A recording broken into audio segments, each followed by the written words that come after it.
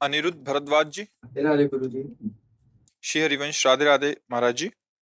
महाराज जी, अभी मैं कॉलेज में पढ़ रहा हूँ। महाराज जी, हमारी जनरेशन बहुत ज्यादा गलत कामों में लगी है और गर्लफ्रेंड बॉयफ्रेंड बनाना एक ट्रेंड सा चल गया है और बचपन के दोस्त भी गलत रास्तों पे चल चुके हैं और साथ रहने के कारण कभी कभी मेरा मन बहुत ज्यादा डिस्टर्ब हो जाता है, जबकि श्री जी कृपा से आज तक कुछ गलत कार्य नहीं हुआ। महाराज जी, कृपा करके इस विषय पे भी मेरा मार्गदर्शन करें कि वैसे कई बार इस विषय पे चर्चा हुई है, पर हमें लगता है कि हम दूसरों को नहीं संभाल सकते, हमें अपने को संभालना है। सिद्धांत की बात समझो, दूसरे गलत कर रहे हैं, हमको नहीं करना है, फिर हमको कोई परास्त नहीं कर सकता। दूसरे सुधरे तो हम सुधरे, कभी सुधर नहीं सकते। हमको अपने आप को सुधारना है। तेरे भावे जो करे, भलो बुरो संसार, नारायण तू बैठ के अपनो भवन बिहार। अपने हृदय को हमको ऐसे, ये बहुत मतलब बहुत ही विध्वंसकारी वृत्ति है, जिसे गर्लफ्रेंड बॉयफ्रेंड जो शब्दों से उच्चारण किया जाता है, ये विध्वंसकारी वृत्ति है। धर्म का नाश, पवित्रता का नाश, बुद्धि का नाश, वैभव विभूति का नाश, किसी भी तरह मंगल है ही नहीं। कोई भी कहीं भी कुछ भी अच्छा नहीं है। अगर इसमें कुछ भी अच्छा होता तो जरूर कोई न कोई सूत्र निकलते, लेकिन इसमें कुछ भी अच्छा नहीं। हमारे भारत की रीति रही है, हम जिस भूमि में पावन जन्मे हैं उस भूमि की बात कहते हैं। जब तक बालिका का पाणी ग्रहण न हो तब तक वो किसी पुरुष का संयोग नहीं करती थी। जब तक पुरुष पाणी ग्रहण स्वीकार ना कर ले तब तक वो संयोग। मित्रता है हमारी आपकी, मित्रता में दोष नहीं, पर मित्रता का बहाना लेकर जो भोग वासना में उतर जाना है, ये बहुत ही हानिकारक है, बहुत ही हानिकारक है। अब तो ऐसा भी सुनने को मिला है कि वो कौन सा लिव इन रिलेशन तो क्या कहते हैं। अब बोलो क्या जीवन, तुमने क्या समझा है? बाजार की दुकान की वस्तु समझा है क्या, कि हमने ले लिया, हमने देखा स्वाद नहीं, हमने छोड़ दिया? ये आप खिलवाड़ समझते हो? किसी के जीवन के साथ खिलवाड़ कर देना या अपने जीवन के साथ खिलवाड़ कर देना, ये बहुत ही ना आप देशभक्त बन सकते हैं, ना आप माता पिता के भक्त बन सकते हो, ना आप भगवान के भक्त बन सकते हैं। आपका जीवन कूड़ा हो जाएगा। ये जो आज का समय चला है, भगवान बचावे, इसीलिए कलिकाल विहाल किए मनुजा, नहीं माने को अनुजा तनुजा। तो सब भाव भ्रष्ट होते चले जा रहे हैं। जहां हमारी सुरक्षा होनी चाहिए वहीं हम अपने आप का नाश कर रहे हैं। उसे उचित यही है कि अपने को संभालने की चेष्टा करो, दूसरों को प्रणाम करो, ऐसे लोगों का संग मत करो। दोस्त बनाना, हम कह रहे हैं पूरे विश्व को दोस्त बना सकते हैं। कबीरा खड़ा बाजार में सबसे पूछत खैर, अपनी सबसे दोस्ती नहीं किसी से बैर। सब मेरे भगवत स्वरूप मित्र हैं, सबको प्यार, सबको दुलार, सबको सुख पहुंचाने की भावना। लेकिन जहां दूसरे से सुख लेने की भावना में मित्रता का नाटक किया जाता है, वहां नाश प्रकट हो जाता है। नाश शब्द, वो तुम्हारे संयम का नाश, तुम्हारी इंद्रियों की पवित्रता का नाश, तुम्हारी बुद्धि का नाश, सर्वनाश कर देता है। और नए बच्चे जैसे जुड़े ना, तो उन्होंने बताया हमारे समय में तो ऐसा था ही नहीं। ये मोबाइल नहीं था, गर्लफ्रेंड बॉयफ्रेंड ये तो शब्द ही नहीं थे, शब्द ही नहीं। और सच्ची कहते हैं, गांवों का ऐसा पवित्र जीवन कि 10 12 14 वर्ष तक तो उनको यही पता नहीं रहता था कि स्त्री पुरुष का कोई ऐसे व्यवहार भी होते। खेल रहे, नहा रहे, कूद रहे, ऐसा पवित्र। अब 8 10 वर्ष का बच्चा मोबाइल का पूरा इंजीनियर है, वो पूरी सब बातें आज तक मोबाइल चलाना नहीं आया, जीवन में कोई मोबाइल नहीं रखा, आज भी नहीं है। तो बहुत संभलो, बहुत कलयुग का प्रभाव बढ़ रहा है। मोबाइल के द्वारा गंदी बातें देखने की सुविधाएं हो गई हैं, और दोस्तों के द्वारा तो टॉर्चर किया जाएगा। हमारे दोस्त लोग हमको ऐसा, फिर तो मुझे लगता है कि ऐसी दोस्ती तो नहीं है, ऐसा व्यवहार तो ठीक नहीं है। अच्छा, आज आपसे दोस्ती हुई, वो आगे एक शब्द और बता रहे थे, और रोक देने को क्या कहते हैं? दोस्ती दोस्ती को रोक देने को क्या कहते हैं? हाँ, अब बोलो ये अब वो दूसरे से है, वो दूसरे से। अगर आप अपनी शास्त्रीय भाषा में इस व्यवहार को घुमा के पूछो तो क्या कहोगे? अगर घुमा के पीछे बैक में आओ और महापुरुषों के वचनों से पूछो, तो अगर वो शब्द उच्चारण करेंगे ना, तो ऐसे चोट लगेगी आपके हृदय में कि कितना गिरा हुआ शब्द कहा जा रहा है। इसको क्या कहते हैं जानते हो? पीछे के शब्दों में शास्त्रों में पढ़ लेना।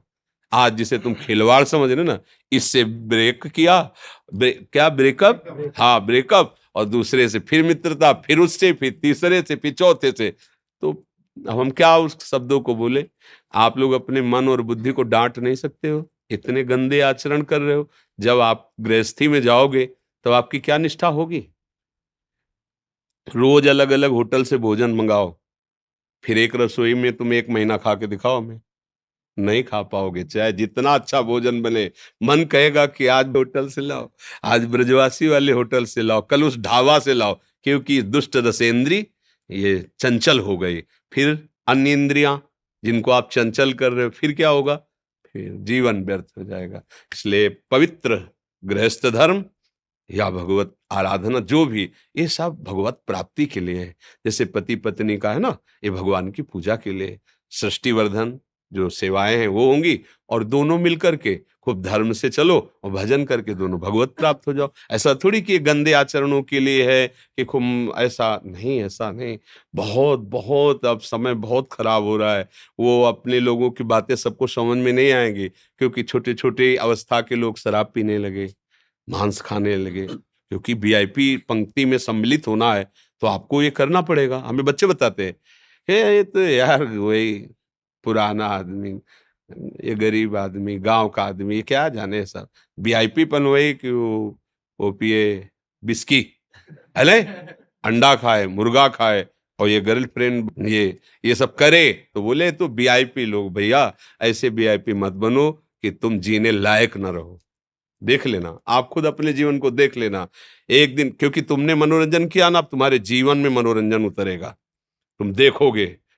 फिर लोग कहते हैं कि आप तो बाबा जी हो, आप तो समझा देते हो, लेकिन आपके ऊपर बीती है क्या? वैसे बताइए, आपके ऊपर भी